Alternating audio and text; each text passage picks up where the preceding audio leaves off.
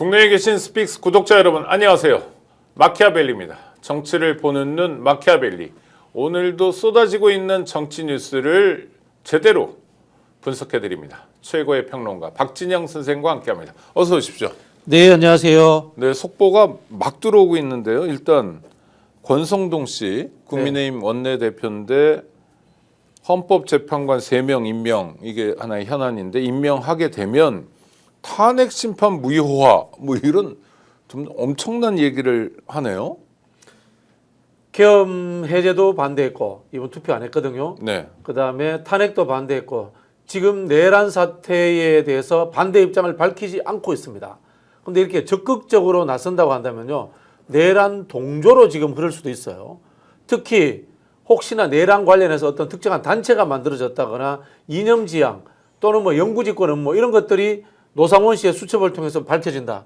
그러면 이게 반국가 단체도 될 수 있어요. 국가보안법도 적용될 수 있는 사안이란 말입니다. 국가 안보를 굉장히 위중한 상황으로 흐르고 있는데 정말 법조인이면서도 그런 헌법적 판단을 전혀 못하고 있다. 그런 생각이 듭니다. 그러니까 일부러 이렇게 말하는 걸 거 아닙니까, 이 사람? 일부러 이렇게 그렇죠? 하죠. 네. 국회도 뭐 오랫동안 있었으니까. 네, 까닭은 뭡니까? 어떻게든 내란이 아닌 거로 만들어 보겠다, 아니면 윤석열이 돌아오도록 하겠다, 어떤 의도인가요? 첫 번째 최대치는 이제 윤석열이 돌아올 수 있도록 한번 해보겠다. 무리수 한번 더 보겠다라는 뜻인 것 같은데요. 오늘 뭐 황당무계한 이 회사들이 여론조사를 했는데 윤석열 지지 여론이 높게 나왔어요. 30%? 네, 극우들이 이제 결집하고 있는 거죠. 여기에 힘을 얻었다. 그래서 역모의, 역내란 이런 것들을 다시 한번 꿈꾸는 것이 아닌가라는 의심을 해보고요. 그렇게 되지 않더라도 지금 현재 전국 상황을 주도해서 이 탄핵 헌법재판소 심판을 늦추고 그다음에 야당을 공격해가지고 대선까지 가는데 유리한 지점을 차지하겠다는 하나 전략적 포지션이 아닌가 이런 생각이 듭니다. 네.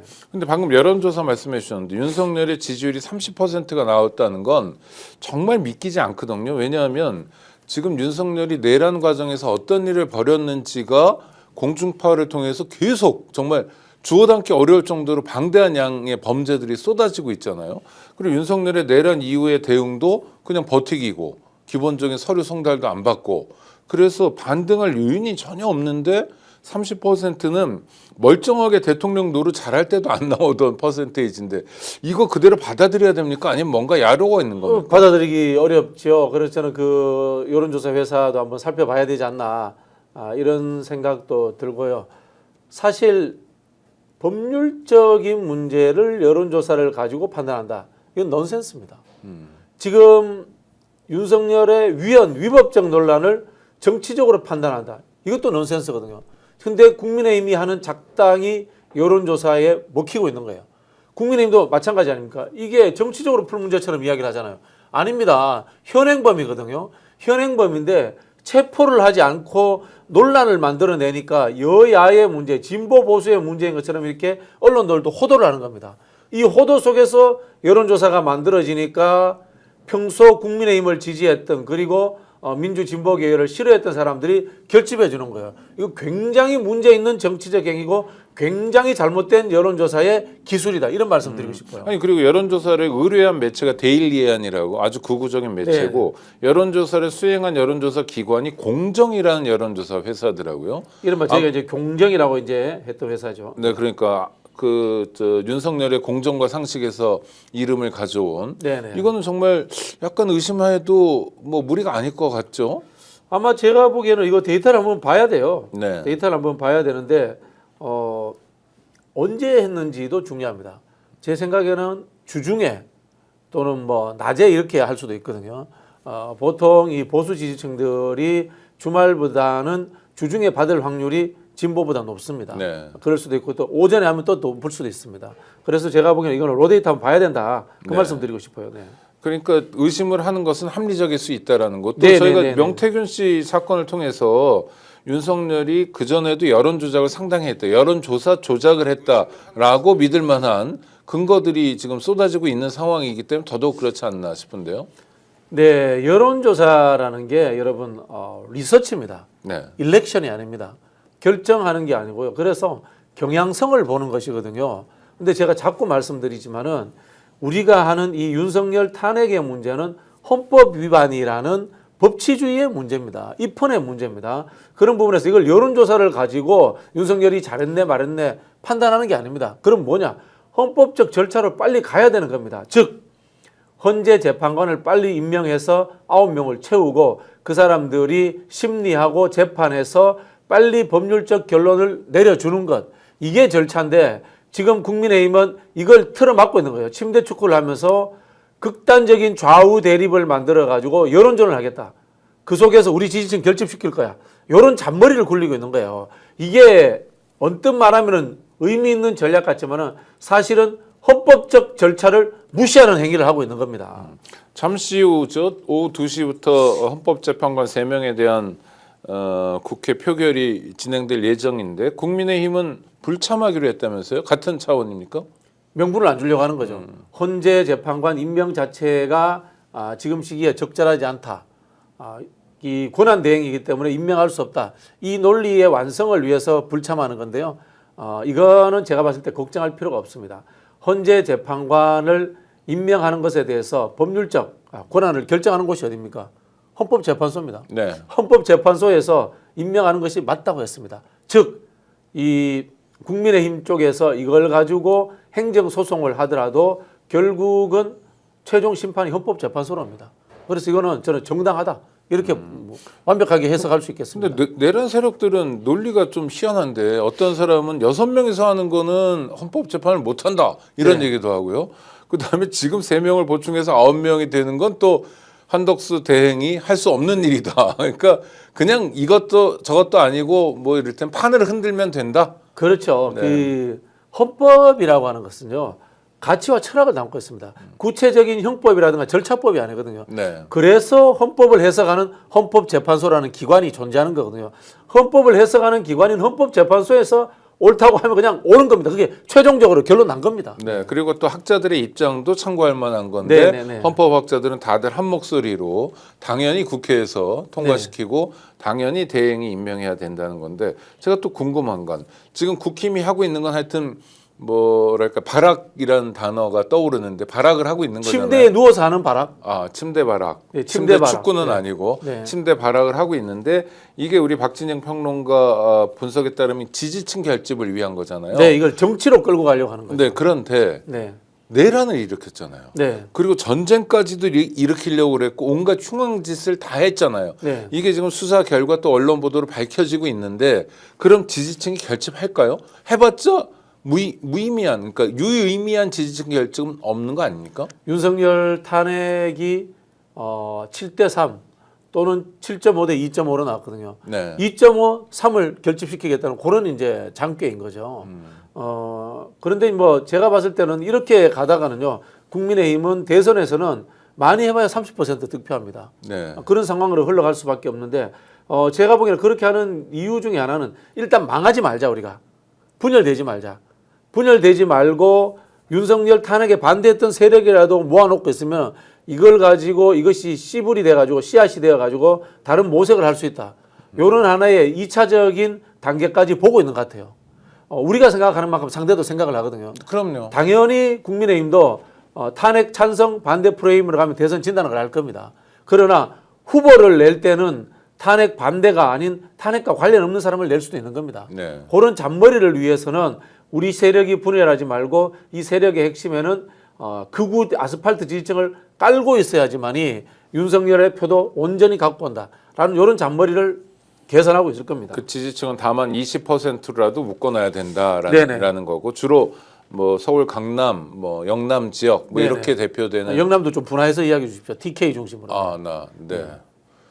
꼭 그렇게 확연히 말씀하시니까 다릅니다. 아니 우리 박 선생님 불경에서 오신 분처럼 부울경에서 온 게 아니라 제가 농담입니다. 저도 이제 영남 출신입니다만 그러니까 TK, 네. TK와 PK에 대해서 차이점들을 연구해 보니까 굉장한 그 차이점들이 있더라고요. 그래요? 어떤 게 있습니까? 일단 부산, 울산, 그다음에 뭐 양산, 창원, 김해 이런 쪽은 보수적이지 않습니다. 네. 사람들이 정치적인 투표는 보수 정당이 하는지 모르겠지만요. 사회의식 자체는 굉장히 오픈 마인드고 열려 있습니다. 다만 이 한국 사회의 지역주의 정치 구조의 영향을 받아서 특정 정당을 오랫동안 찍어왔을 뿐이죠. 사회의식이 이분들이 보수적인 게 아닙니다.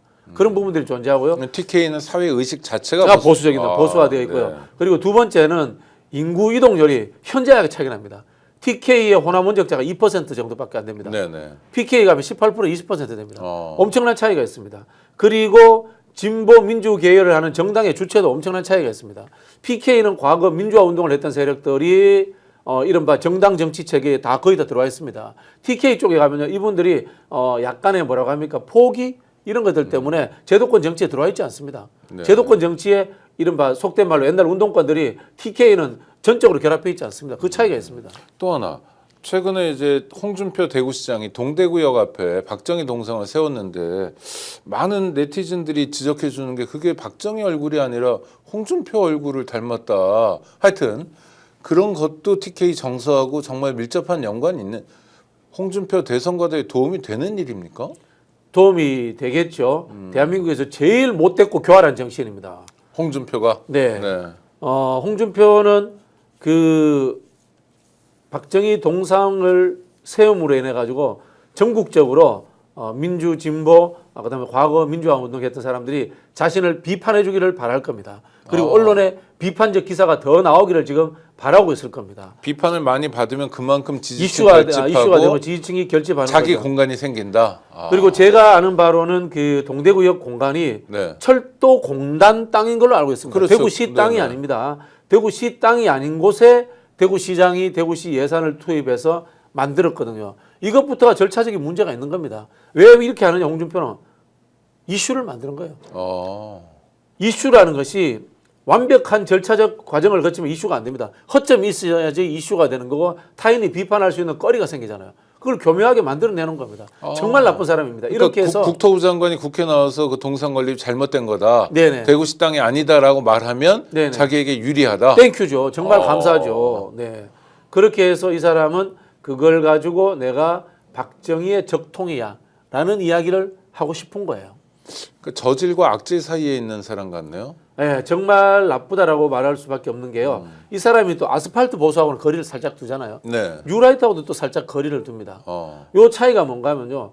보수 세력 내에 존재하고 있는 박정희와 이승만의 차이가 존재합니다. 네네. 이승만은 허상입니다. 뉴라이트라고 하는 뉴라이트 지식인들이 만들어낸 허상이고 핵심 지지층이 없습니다. 네네. 박정희는 TK, PK 그리고 강원, 충청 전국적으로 보수 세력의 적통으로서 그 흐름을 이어가고 있습니다. 홍준표가 그걸 읽은 거죠. 네. 아이고 다른 얘기로 잠깐 가보겠습니다. 명태균 녹취가 또 나왔습니다. 대우조선에 대한 윤석열 정부가 정권 초기에 아주 초강경 진압을 해서 왜 그런가 했더니 이것도 명태균 작품이라고 그래요. 이거 국정농단이라고 봐도 과언은 아닌 거죠. 그렇죠. 이게 이른바 노란봉투법을 촉발시킨 사건 아닙니까? 네네. 대우조선해양 하청 회사들의 노동자들이 파업도 못하는 상황으로 끌고 간 거란 말이에요. 그런데 이제 대우조선해양은 책임이 없는 것처럼 이렇게 했지 않습니까? 근데 이야기를 들어보면은 대우조선 쪽 경영진들하고 명태균이 만났다는 것 아닙니까? 네. 그럼 뭡니까? 명태균이 뭐길래 대우조선해양이 명태균한테 부탁을 합니까? 과거 이야기했던 파업 유도 이런 거하고도 비슷하죠, 그죠? 네네. 그런 느낌이 들고 또 명태균이 끼어가지고 정부 쪽하고도 의견을 조율했다 이야기를 합니다. 명태균이 공직자가 아니잖아요. 그리고 사측도 아니잖아요. 이게 뭡니까? 이게 바로 국정농단인 겁니다. 개인 사인인 명태균이 왜 여기에 대해서 정부 대응 방침과 똑같은 이야기들을 하고 그다음에 그 당시에 명태균과 똑같은 이야기들을 한덕수가 주재하는 국정현안 점검조정회의에서도 나오고요. 한동훈 그 당시 법무부 장관과 추경호 경제부총리 팀이 이야기하는 관계부처 합동당론문에도 명태균이 이야기했던 이야기들이 그대로 담깁니까? 어디에서 명태균의 이야기들이 전달돼서 정부의 발표문, 정부의 대응 조치에 포함되었단 말입니까? 이거 조사해 봐야 되는 겁니다. 그러니까 언론 보도에 따르면 명태균이가 윤석열 취임 이후에도 윤석열 부부와 긴밀히 소통하고 있었고 대우조선 해양 문제에 대해서도 네네. 명태균이가 윤 부부에게 압력을 넣었다 또는 뭐 청탁을 했다. 네네. 이거는 순도 높은 국정농단이 되겠네요. 상상을 초월한 거죠. 뭐 이 사람이 노사관계에 대해서 뭘 알겠습니까? 그러니까요. 그리고 경영에 대해서 뭘 알겠습니까? 이런 형편없는 사람의 이야기를 듣고 국정을 운영했다라는 것이 윤석열 정부의 본질인 것이고요. 또 한편으로 보면은 저는 천공이 이야기했던 부분들 있지 않습니까? 노동자들에 대한 이 강력한 진압의 문제 이런 것들을 명태균이라는 자도 경쟁적으로 그런 이야기를 함으로 자신의 이른바 도력을 과시하려고 하지 않았나 이런 의심도 됩니다. 또 하나 충격적인 소식인데 명태균 관련해서 명태균의 국정농단 중에 이태원 참사에 대한 조언도 있었다. 김건희한테 정무적 조언을 했다. 아마 김건희가 그 당시에 머리에 시커먼 칠하고 이마에 갔는데 그런 것도 또 조언인가요? 그러니까요. 네. 뭐 명패 없는 뭐 이름 없는 명패 이런 것도. 그리고 저거 뭡니까? 이거 리본 거꾸로 네, 달고 네, 네. 그 웃기지도 않은 행동을 했지 않습니까? 그거 저 대한민국 공무원들 한번 제발 자백해 주세요. 왜 그런 황당무계한 일을 했습니까? 이거 저는 명태균이라든가 천공이라든가 건진이라든가 이런 무속적인 영향력이 작동했다라고 봅니다. 근데 그 당시에 천공이 했던 이야기 기억나세요? 젊은이들의 죽음이 밑바탕이 되어서 대한민국이 세계 속에 통일 대한민국으로 가는 하나의 발판이 될 것이다. 이 무슨 황당무계한 이야기입니까? 국민들의 죽음으로써 윤석열, 김건희가 통일 대통령이 된다. 그렇게 해석되는 측면이 있지 않습니까? 네. 최근에 나왔던 계엄 관련해서 반란을 획책하면서 통일 대통령을 김건희가 꿈꾸었다라는 황당무계한 썰들이 그때부터 비슷하게 퍼져 있었거든요. 저는 다 비슷한 것 같아요. 개인의 국민의 죽음조차도 권력자들의 도구로 생각하는 경향들 이런 것들이 이 무속적인 사고를 가진 사람들 속에서 머릿속에 자리 잡고 있었던 것이 아닌가라는 의심이 들고요. 그런 사고를 가지고 윤석열과 김건희가 국정을 같이 운영하지 않았나 이렇게 의심이 됩니다. 이태원 참사 국정조사를 하더라도 조사위원을 뭐 전투력과 언론 플레이에 능한 위원들을 포진시켜야 된다. 이런 조언을 명태균이 김건희한테 했다. 아주 구체적이잖아요. 이러면. 그렇죠. 이게 뭐 좋은 게 뭐 있겠습니까? 이게 하는 수준이 전두환 박정희처럼 탱크 보내라 이야기하고 똑같은 수준의 이야기 아니겠습니까? 네. 이런 이야기를 하는 인간이나 듣고 있는 인간이나 똑같은 수준들이 아닌가라는 생각도 들고요. 저는 이럴 때마다 참칭 보수들에게 이 말씀 드리고 싶습니다. 제가 이념 전공자인데요. 진보와 12가지의 보수의 12가지 이념이라는 유명한 책이 있습니다. 거기에 무속은 존재하지 않습니다. 무속이 가야 할 곳은요. 1500년 전 이 화랑세기로 돌아가야지 하지 않을까. 미실공주에게로 돌아가야지 않을까. 그런 생각이 들고요. 제발 그 문명하던 세상에 무속이라는 것을 가지고 정치, 경제라는 우리 일반적 사회에 통념에 작동하는 이런 일이 없도록 참칭 보수들이 윤석열을 끊어내야 됩니다. 요새 무속 얘기가 부쩍 많이 나오는 게 뭐 김용현이도 그랬고 노상원이가 또 뭐 무속인이고요. 그 사람 아예 직업적 무속인이라고 그러고 또 하나는 한덕수 부인, 한덕수 씨의 아내도 무속에 아주 깊이 빠져 있다. 이러면 그러니까 이게 진짜 무속 정권이 무속 정권인 거죠. 저는 사실 무속 정권 이야기를 윤석열 정부 초창기에 지인으로부터 들은 적이 몇 번 있습니다. 네. 윤석열이 그 TK 쪽에 구친노들하고 가깝습니다. 대표적으로 심평 변호사가 구친노였습니다. 네. 그리고 조배숙 씨랑 잘 아는 그렇죠. 사람. 그리고 그 최성애 뭐 이런 사람들도 그쪽 계열들하고 친하게 지내는 분들이었습니다. 거기에 이른바 이제 고위공직에 갈 만한 분들이 그런 이야기를 하더라고요. 윤석열하고 친하지만 나는 이 정부에 참여하지 않는다. 나도 오퍼를 받았다. 그러나 가고 싶지 않다. 왜? 김건희 무속이 두렵다. 그런 이야기를 저도 들은 적이 있습니다. 그리고 또 하나 그때 이미 한덕수에 대한 품평이 끝났습니다. 네. 윤석열이 한덕수를 잘 모른대요. 그렇겠죠. 사실. 잘 모른대요. 겹치는 면도 없잖아요. 윤석열이 한덕수를 잘 모른대요. 그리고 한덕수가 노무현 정부의 마지막 총리를 했기 때문에 무능한 사람이라는 평판은 이미 다 나 있었습니다. 네네. 그리고 있으나 마나한 사람이다. 말 잘 듣는 사람이다. 뭐 이런 평판도 다 나 있었습니다. 근데 왜 뜬금없이 한덕수가 총리가 될까? 이런 이야기들이 많았거든요. 그래서 그 당시에는 윤석열이 그냥 말 잘 듣는 사람 찾았구나 이런 생각을 했는데 그 당시에도 기사가 나오기를 한덕수 부인과 김건희와의 교류가 있었다라는 이야기. 특히 이제 미술 계통에 종사를 하니까 김건희도 자칫 네네 미술인이죠. 문화 콘텐츠 전공자 네네. 아닙니까? 네 그러다 보니까 서로가 그런 쪽에 관계가 있지 않았나라는 생각이 들고요. 그 속에서의 무속적인 연관성도 이미 짧게나마 기사로 나온 적이 있습니다. 스픽스에서 보내드린 마키아벨리 지금 생방송으로 함께하고 계신데요. 구독, 좋아요로 성원해 주시기 바랍니다. 아이고 무속 정권. 그럼 무속에 이렇게 이 사람들이 기대는 이유는 무속은 자기들이 원하는 답을 주기 때문인 것 같아 보이네요. 뭐 용한 자리도 줄 수 있고 무속에서는 뭐 그렇죠 탄핵도 뭐 실패하고 성공하고 이런 것도 다 무속거리가 된다는 거니까 왜 이렇게 기대입니까 이 사람들? 개인적으로 저는 뭐 무속 저만 본 적이 없어서 잘 네, 저도 몰라서 네. 모르겠는데요. 인문사회학적 교양이 부족하다라고 저는 이렇게 말씀을 드리고 싶습니다. 우리 제가 아는 수준의 무속이라고 하는 것은 저는 뭐 정치학 전공자니까 재정인시 사회의 이제 원시 종합예술 이른바 이제 발라드 댄스 이야기를 많이 하는데요.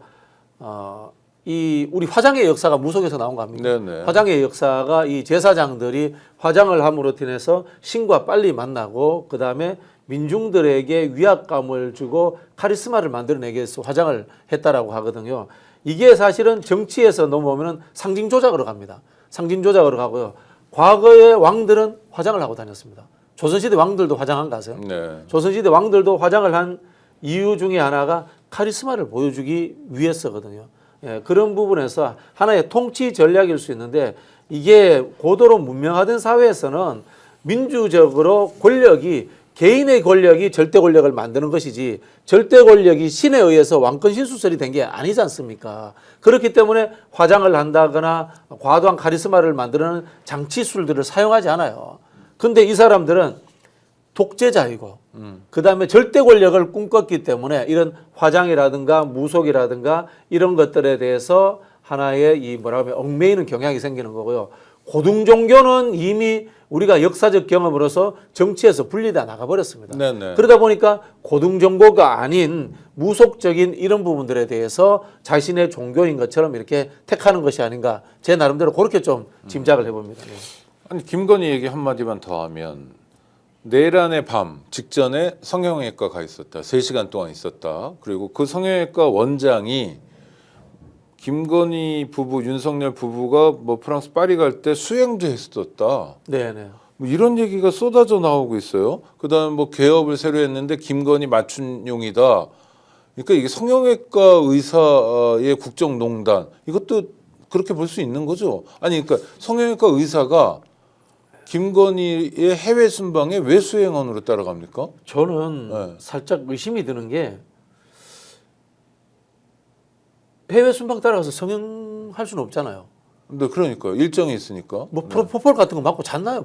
모르죠. 네. 하여튼 그런 식의 의심이 듭니다. 사실은 뭐 해외여행 해보신 분들은 시차라든가 좀 여러 가지 뭐 불안감 이런 것들이 존재하지 않습니까? 거기에서 어떤 처방을 받았나? 뭐 사실 이런 의심도 좀 들고요. 아니 그러니까 파리 순방만 아니라 중앙아시아 순방에도 동행했다고 그러는데 네네네. 야 그거는 정말 그럴 수 있겠네. 근데 그렇게 프로포폴 맞은 분 중에 한 분 영화 배우는 지금 구속돼 있기도 해요. 네네네. 뭐 이건 뭐 그냥 저의 황당무계한 상상력일 뿐이기는 합니다. 아니 근데 황당무계하지 않아요. 워낙 이상하니까 네. 설명이 안 되잖아요. 그러니까 설명이 안 되잖아요. 의사가. 네. 네네네. 원래 대통령 주치의가 있어서 뭐 네네네. 의료적으로 케어해 주려고 따라가면 모르지만 네네. 성형외과 원장이 단골 성형외과 원장이 자, 갔다. 유럽 가는데 하면 9시간, 10시간, 뭐 네, 12시간 네, 걸린다 칩시다. 그 전용기 안에서 시술을 했다. 그렇더라도 내리고 외국 귀빈들 접견하고 가면 얼굴이 부어 있다거나 그렇지 네, 않습니까? 네, 네. 그냥 아무리 생각해도 이게 뭐 수술이 아닌 시술로도 이해가 안 돼요, 잘. 그렇죠. 네네네. 참. 하여튼 윤석열 정권 우리가 상상하는 그 이상을 보여주고 있는데요. 잠깐만 광고 하나 보고 오시겠습니다. 야, 이제 스픽스에도 들어왔습니다. 한 달에 딱 한 번만 특별하게 할인을 하는데요. 최소 33% 이상의 할인된 가격으로 여러분들께 드리겠습니다. 스픽스 스토어에서 여러분들이 아이엠굿을 아주 저렴하게 구매하시는 겁니다. 구매 후기 한번 읽어보십시오. 우와, 이렇게 칭찬이 많을 수가 있습니까?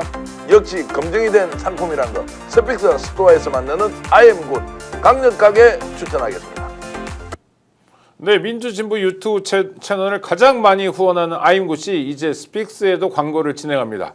수만 개의 구매 후기가 증명하는 온가족 활력 음료 아임굿인데요. 아임구 한포에는 간에 좋은 스리루니나 미나리, 꿀 등 다양한 영양소가 들어있어 손상된 간 기능 회복에 큰 도움을 주는 제품입니다.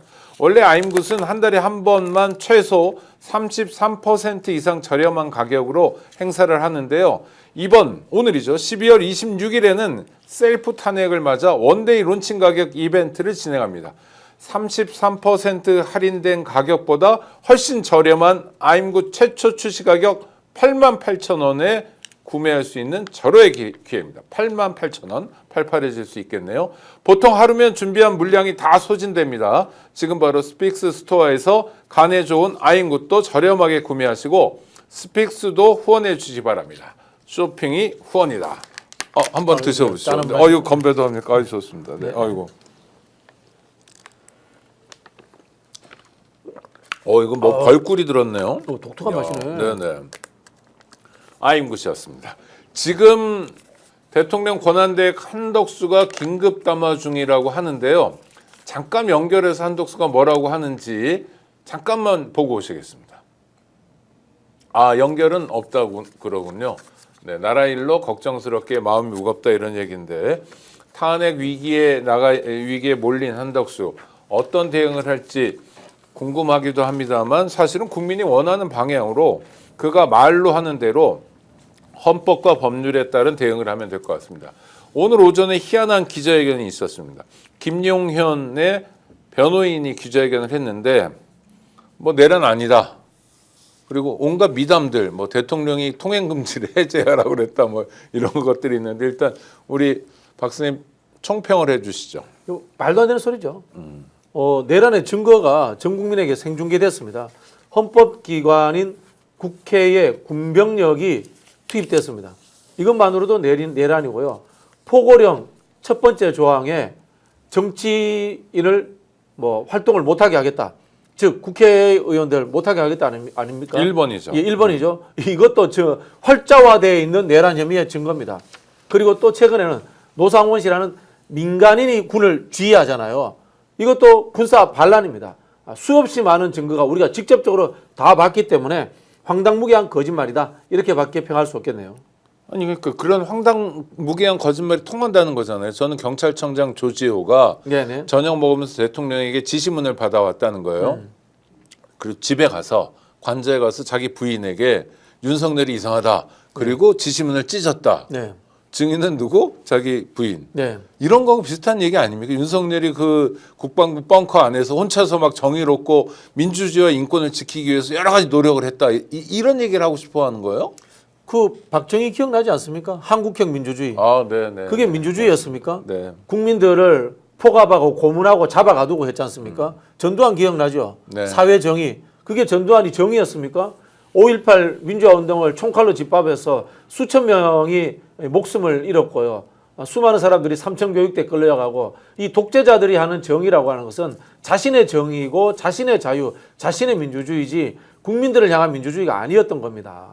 네, 맞아요. 독재자들이 그런 궤변을 많이 합니다. 싱가포르에서도 그랬잖아요. 민주주의, 인권 얘기하면 아시아적 가치가 우린 따로 있다. 아시아적 가치는 다 따로 존재하지 않습니다. 그래서 새빨간 거짓말입니다. 모든 인류는 동등하고요. 인종차별이 없듯이 민주주의적 차별도 존재해서는 안 되는 겁니다. 네. 그러니까 민주주의, 인권은 유럽 거지 아시아는 이런 얘기잖아요. 결국 네, 그 사람들이 그 자기 독재자라는 이야기입니다. 네. 인류는 보편적인 글로벌 세계로서 돌아가야 되는 것이지 우리만 특수하다고 하는 데가 어딘지 아세요? 북한 있잖아요. 북한. 북한 네. 우리는 특수하다라고 이야기하지 않습니까? 그게 독재 국가입니다. 네. 북한은 민주주의 인민공화국입니다. 네. 민주주의고 인민이 공화국인 나라. 이름은 그렇죠. 김정은 공화국이죠. 지 혼자 마음대로 하는. 네. 김정은 왕국이죠.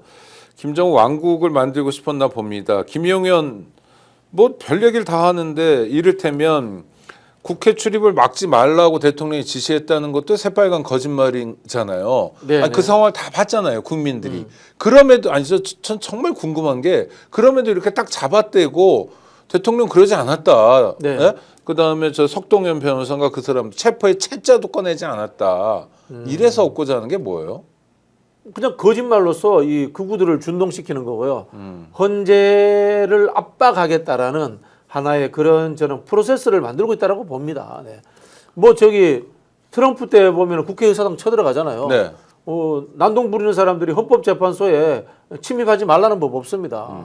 저는 그런 상황도 만들어 보고 싶다 한다 뭐 그렇게 의심이 됩니다. 네. 아, 그러니까 극우 아스팔트 극우들이 네네. 사실 내란 사태이기 때문에 할 말이 별로 없으실 텐데 네네. 그분들에게 말거리를 주는 거군요. 네네네. 대통령은 네네. 체포의 채자도 꺼내지 않고 국회의원 출입 막으라 이런 지시를 절대 안 했다. 네네. 가짜 뉴스들이다 그건. 근데 가짜 뉴스 정도지. 생중계로 국민들이 다 봤는데도 가짜 뉴스라고 한다면 야, 이게 통할까요? 원래 독재자들은 벌거벗고 나와서 옷 잘 차려입었다고 거짓말 하지 않습니까? 이게 벌거벗은 임금님입니다. 유명한 이야기가 있습니다. 그 독재자 특히 이제 임금은 부끄러움이 없다 이런 이야기를 하거든요. 네. 왜냐하면 권력을 가지고 있기 때문에 모든 것을 다 못 본 것으로 해버릴 수 있는 겁니다. 내가 발가벗고 있더라도 나의 발가벗은 모습을 국민들은 못 본 것이다라고 억압할 수 있는 것이 독재 권력이라고 생각하는 거예요. 네. 네. 어린아이가 이임금님이 빨가벗었어라고 지적을 해도 네. 마치 제대로 차려입은 것처럼 그렇죠. 천천히 네. 행진을 해갈 수 있는 그 정도의 용기, 그걸 용기라고 할지 모르겠는데요. 한덕수 씨가 연일 뉴스에 초점이 되고 있습니다. 마무리를 국정 수행의 마무리, 자기로도 공인으로서도 마무리 단계니까 잘할 거라고 생각했는데 계속 딴 얘기를 합니다. 저는 의아했던 얘기 중에 하나가 수사에 있어서 수사를 받는 쪽이나 하는 쪽이나 모두 공평하게 느끼라거나 여야 합의를 하라거나 그 이야기를 윤석열한테 해야죠. 윤석열이 대통령 할 때 공정하게 했습니까? 전혀 그렇게 안 했지 않습니까? 말도 안 되는 이야기고요. 저는 한덕수 같은 인간이 대한민국의 고위공직자 중에 많다고 생각하는데요. 저런 류의 인간들은 이게 사실 우리나라 고시제도의 문제점입니다. 고시제도의 문제점이고 직업공무원 제도의 문제점이기도 한데요. 저런 류의 인간들은 결정권이 있는 과장 이상으로 올라가면 안 됩니다. 한번 보세요. 헌법재판관 임명을 여야 합의가 없으면 임명할 수 없다. 이런 이야기를 하고 있거든요. 제가 말씀드릴게요. 그러면 대한민국에 이제까지 법률 제정된 거 전부 다 여야 합의로 해서 법률 제정됐습니까? TV조선, 채널A, MBN, JTBC 방송하고 있는 종편 관련되는 미디어법 그거 그 당시에 이명박 때 날치기로 다 통과시킨 겁니다. 200석 넘는다고요. 말도 안 되는 소리 하고 있는 겁니다. 국회, 국정의 운영은 기본적으로 민주주의라는 다수결의 원칙으로서 운영이 되는 것이고요. 다수결의 원칙에 의해서 국회에서 통과됐다면 대통령은 그것을 거부권을 행사하든지 아니면은 국무에서 통과시키든지 둘 중에 하나를 선택을 해야 되는 겁니다. 지금 한덕수는 요리조리 회피하면서 양쪽으로부터 법률적으로 빠져나가고 정치적으로 내가 얻어맞지 않겠다라고 장깨를 부리고 있는 건데요. 제가 이런 이야기 말씀 많이 드리는데요. 최악의 공무원입니다. 결정하지 않는 것이 가장 최악입니다. 이른바 난디시전, 비결정이라고 하는데요. 결정하는 것이 잘못하면 다음에 뒤집으면 됩니다. 결정하는 것이 옳은 것이면 그대로 진행하면 됩니다. 결정하지 않으면요. 아무것도 이루어지지 않고 실패를 통한 교훈도 얻지 못합니다.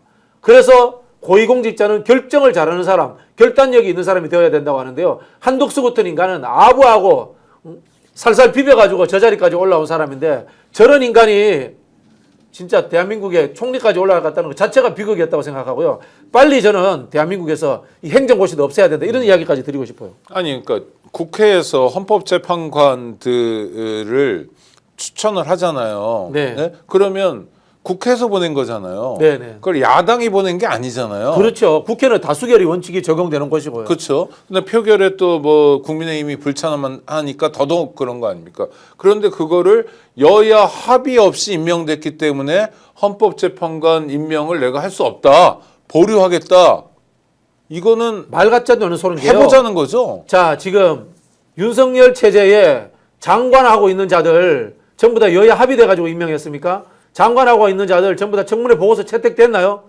여당 혼자 단독으로 해가지고 청문회 통과도 안 됐는데 윤석열이 다 임명시켰습니다. 말 같지 않은 소리를 하고 있어요, 전부 다. 새빨간 거짓말입니다, 저 전부 다. 아니 그러니까 결국은 국민이 요구하는 대로 결국은 국회가 하자는 대로 안 하겠다라는 얘기를 애둘러 하고 있는 애둘러서 거잖아요. 하고 있는 거죠. 엉뚱하게 여야 합의 같은 고상한 네네네. 얘기를 통해서 합의가 안 된다는 걸 알면서 저런 이야기를 하고 있는 겁니다. 그래 저 이야기는 즉 한쪽 편을 들고 있는 겁니다.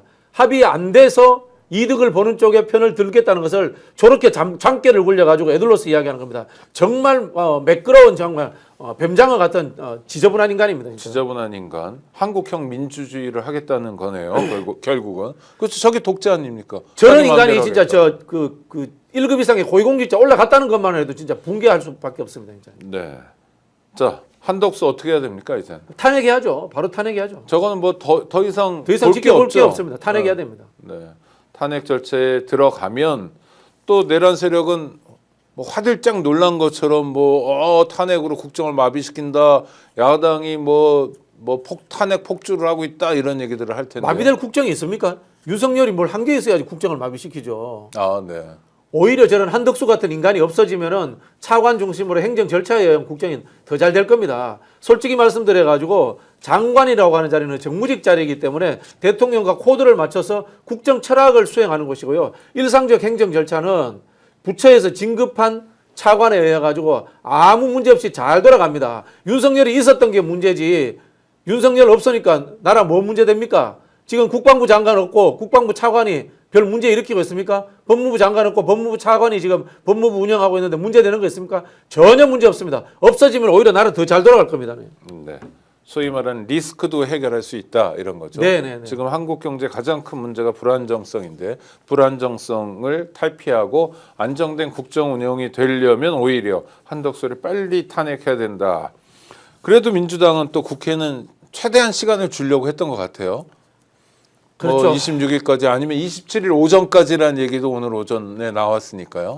아마 근데 민주당은 완전히 뺨 맞은 거 아닙니까? 그렇죠. 지금? 헌법재판관 문제는 당연히 할 것이다라고 생각을 했던 것 같아요. 그래서 이걸 마지노선으로 생각했던 것 같은데 이걸 막았다는 것은 제가 봤을 때 한덕수는 윤석열의 입이 제일 무서운 거예요. 윤석열이 내가 계엄 할 때 국무회의 전에 한덕수에게 충분히 상의했어. 한마디면 한덕수는 공범이 되는 거예요. 네. 한덕수는 윤석열의 입을 무서워하기 때문에 끝까지 윤석열 편을 들 수밖에 없을 겁니다. 야. 이 건물에 우리 이른바 이제 방화 책임자가 네. 정부가 있습니다. 네, 네. 정부가 있는데 정이 윤석열이고 부가 한덕수인데 건물에 불이 났다고 칩시다. 그럼 부는 책임이 없습니까?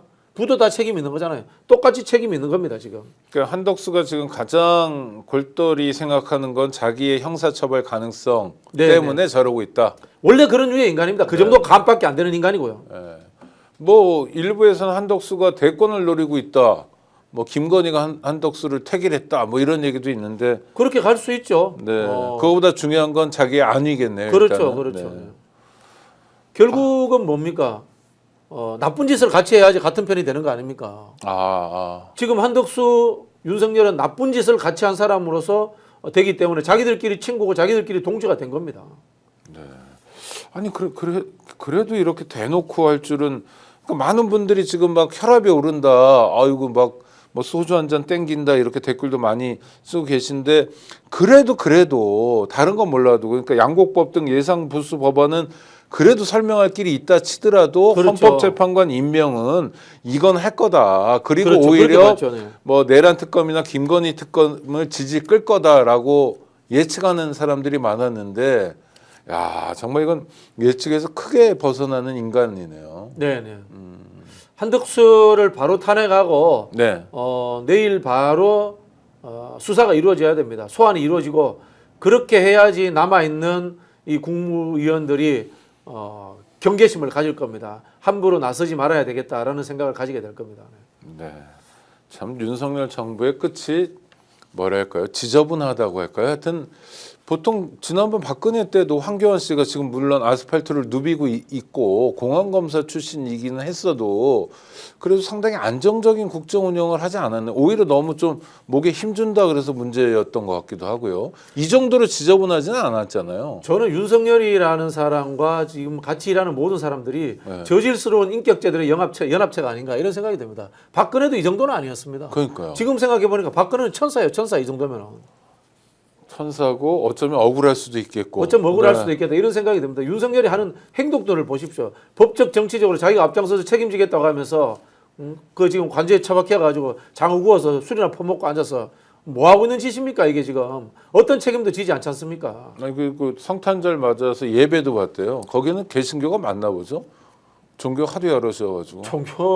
종교가 있을까요, 그 사람? 아니 그런 얘기를 퍼뜨리잖아요. 자기 부부가 네, 네, 네. 어느 교회 목사님 모셔다가 예배 받다.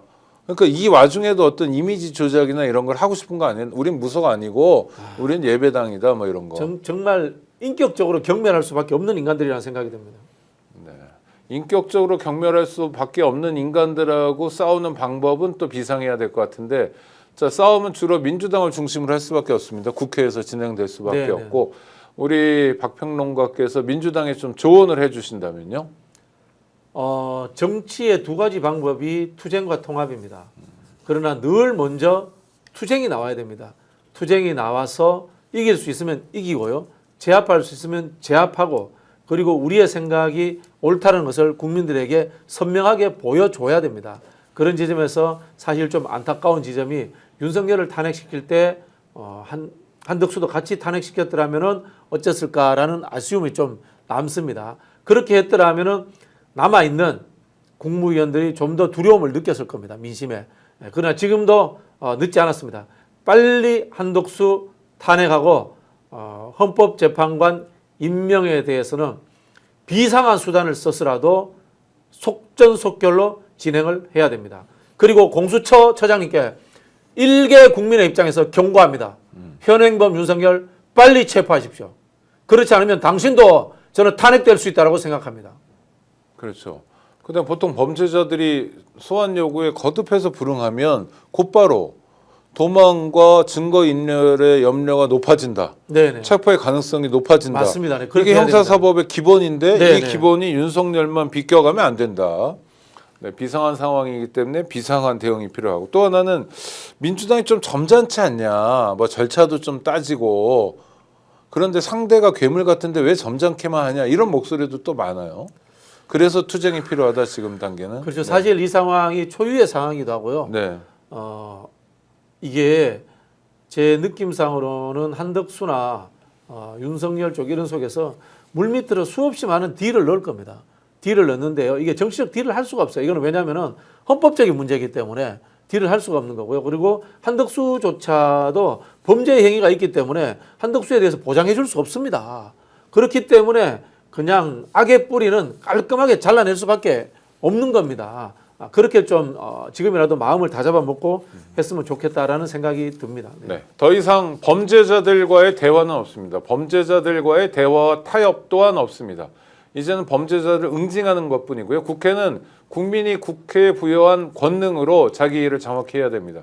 한덕수는 또다시 국민을 기망했는데 가장 나쁜 유형의 공무원으로 역사에 기록될 겁니다. 박진영 평론가와 함께한 스픽스의 마키아벨리, 오늘은 여기까지입니다. 감사합니다. 감사합니다.